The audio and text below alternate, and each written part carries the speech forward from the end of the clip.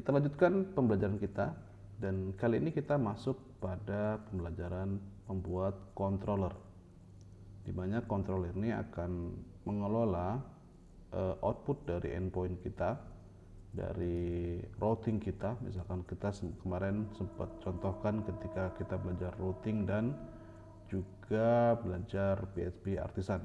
Nah, controller ini nanti dia akan mengontrol apa yang akan ditampilkan atau yang akan dieksekusi ketika kita memanggil sebuah routing. Misalkan contoh di admin ini kita lihat admin controller, kemudian di sini ada get. Nah, di sini kita lihat admin controller get itu ada seperti ini. Nah, seandainya ini kita rubah, misalkan contoh ya, contohnya dd atau daidam, misalkan data gitu ya, maka dia akan berubah seperti ini ya. Ini adalah output dari controllernya. Bisa juga nanti selain ini metode get ya, di sini nanti juga bisa menggunakan metode post misalnya, atau patch untuk update, kemudian metode delete untuk menghapus misalnya, atau get by id atau yang lainnya. Jadi kontrol itu kurang lebih dia akan mengelola apa yang akan dieksekusi oleh sebuah endpoint. Oke, cara membuatnya sendiri kita bisa menggunakan terminal ya. Kita gunakan PHP Artisan karena kita di Laravel sudah disediakan ini, meskipun kita bisa buat manual ya di sini ya, sama nanti ya hasilnya. Misalkan kita buat block controller.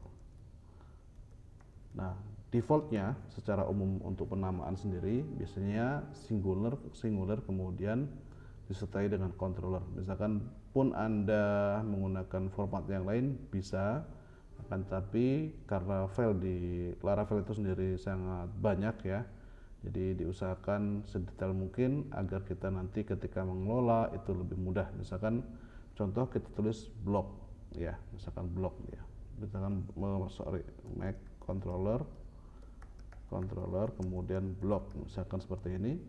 Sebenarnya bisa, akan tapi nanti akan mungkin bentrok ya, atau mungkin membingungkan ketika kita mengelola data yang banyak ya, file yang banyak. Oke, kita buat misalkan block controller seperti ini. Sudah, cukup enter ya. Di sini nanti akan muncul file baru dengan nama block controller, sudah lengkap dengan nama kelasnya, extend control itu sendiri. Nah, di sini sebenarnya ada beberapa opsi tambahan yang lain yang bisa kita gunakan. Misalnya contoh, Anda bisa lihat buka di halaman artisan.page. Nanti di sini akan muncul opsi-opsi yang bisa kita handle, dan di sini juga dicontohkan bagaimana penggunaannya. Misalkan contoh kita hapus block controller tadi, kita tambahkan kemudian API gitu ya. Maka di sini nanti akan muncul tambahan lain ya, selain tadi cuman kosongan ya. Di sini sudah ada index, kemudian store untuk menyimpan yang biasanya menggunakan metode post ya, kemudian show untuk get by id misalnya, atau update untuk patch, kemudian destroy untuk metode delete. Nah, ini ketika kita menggunakan option API ya. Dan karena API itu tidak butuh view ya, maka di sini cukup metode-metodenya saja, dasarnya saja. Atau kita coba lain, misalnya seperti ini, kita ganti resource ya, resource. Nah, ini harusnya error. Kenapa? Karena kita sudah pernah membuat kontrol yang sama ya. Solusinya yang lain, misalkan kita juga bisa mengelompokkan file kontrol tersebut menjadi satu kesatuan. Misalkan ini blok begitu ya, kemudian kita berikan garis miring ya seperti ini untuk memisahkan dia dengan folder tertentu. Seperti ini contohnya ya. Oke, block controller. Nah, ini ada index kemudian create. Di API ini tidak ada. Kenapa? Karena di API tidak butuh view-nya. Nanti di view ini adalah misalkan kita buat seperti ini, block kemudian create seperti ini ya. Ini bebas, misalkan buat baru atau apa bebas, tapi kontrolnya tetap sama, bisa menggunakan folder atau function create ini sendiri. Itu contoh cara pertama membuat controller. Nah, cara berikutnya adalah dengan cara yang sama ketika kita membuat sebuah model ya, atau untuk membuat kerangka database-nya, kita bisa juga langsung membuat controllernya. Kita lihat di sini kalau kita buat sebuah model ya,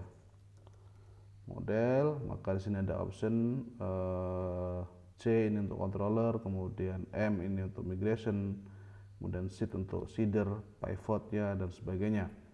Nah, di sini kita bisa contohkan misalkan PHP artisan make model, misalkan kategori, kemudian kita tambahkan MC ya, MC atau C saja misalkan ya, C aja berarti kontrol aja. Kalau MC berarti kita juga buat migrationnya. Kategori kita enter, maka nanti di sini akan muncul 3 file baru sekaligus. Ada kategori, kemudian kategori controller, kemudian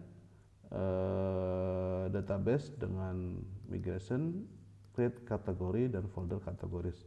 Nah, itu cara membuat controller bisa langsung sekaligus. Nah, ini umumnya kita gunakan atau kita pakai ketika kita membuat sebuah susunan yang yang sekaligus ya, jadi lebih mudah dan tentunya itu menyingkat waktu dan kita nggak perlu mengulang-ulang. Nah, cara yang ketiga itu adalah menggunakan metode manual, dan ini tidak disarankan. Kita buat manual filenya, misalkan tag controller misalnya seperti ya .php sama, kemudian kita gunakan namespace misalkan app controller gini ya, kemudian kita buat kelas tag controller, kemudian extend controller misalnya. Nah, seperti ini. Ini juga bisa seperti ini, tapi tidak disarankan. Kita bisa menggunakan artisan. Nah, berikutnya saya jelaskan tentang apa aja yang ada di si controller. Kita lihat coba yang komplit ya. Di sini ada index, kemudian ada create, kemudian ada request. Nah, request ini menggambarkan parameter-parameter yang disertakan ketika memanggil sebuah endpoint. Misalkan nanti ini store ya, store ini untuk save data baru biasanya ya, umumnya menggunakan data baru dan menggunakan metode HTTP post ya. Metodenya adalah post seperti ini. Kemudian kalau di sini ada show, ini juga get, edit ini biasanya menggunakan metodenya adalah patch ya. Kemudian ini metodenya adalah edit ini sama dengan yang get ya. Ini get, kemudian yang ini baru patch. Oke. Kemudian ini metodenya adalah delete. Ya, biasa saja seperti itu. Apakah boleh tidak standar seperti ini? Boleh. Akan tapi ketika standar tentunya ini mempermudah ketika kita nanti mengelola data yang banyak, kemudian atau Anda berkolaborasi dengan teman kantor misalkan atau teman yang lainnya, ini memudahkan kita. Nah, cara membuat endpointnya pun juga sama seperti yang sebelumnya kita telah jelaskan. Bisa kita grouping seperti ini atau kita bisa buat satu persatu. Nah, ini tentunya nanti tergantung Anda bagaimana kemudahannya atau tergantung dari bagaimana Anda akan mengelola endpoint itu sendiri. Mungkin kita akan lanjutkan nanti pada contoh kasus project ya. Seperti itu. Demikian sedikit panduan tentang control. Kita akan lanjutkan nanti lebih detail ketika membahas tentang project dan bagaimana cara penggunaan control itu sendiri nanti akan sangat lebih kompleks lagi daripada ini. Bisa kita gunakan middleware, kita gunakan misalnya repository atau flow business-nya seperti apa. Kita juga bisa menggunakan validation, itu nanti akan lebih lengkap ketika kita praktek pada contoh kasus atau project ya. Demikian video kali ini, sampai jumpa di video berikutnya.